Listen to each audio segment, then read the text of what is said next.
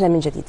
قتل 45 شخصا على الأقل وأصيب نحو 200 في 3 هجمات انتحارية استهدفت مواكب زوار كربلاء في ذكرى 400 الحسين.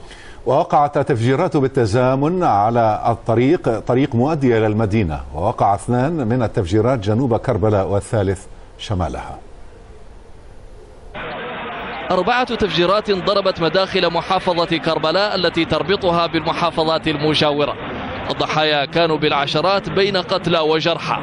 تفجيران استهدفا نقاط تفتيش للقوات الأمنية بسيارتين مفخختين، وآخر نفذ بعبوتين فجرتا عن بعد. تصريحات قادة المحافظة أكدت حدوث خروق أمنية في الخطوط الموضوعة مسبقا لحماية المناسبات الدينية على مدار كل عام في المدينة.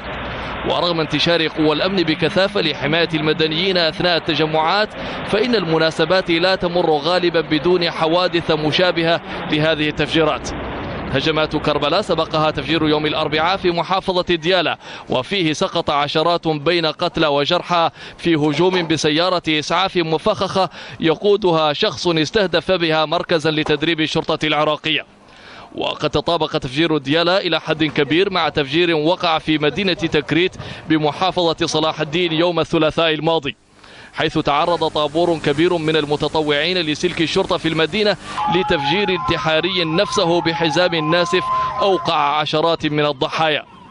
سلسلة التفجيرات المترابطة التي شهدتها مدن العراق لم تكن الأولى من نوعها، لكنها الأولى منذ إعادة تعيين نور المالكي على رأس الحكومة الجديدة. ويرى مراقبون أن تلك التفجيرات رغم اختلاف أماكنها جغرافيا تحمل رسائل موحدة تؤكد استمرار الهجمات طالما ظلت هناك جهات معارضة للحكومة ومن يواليها.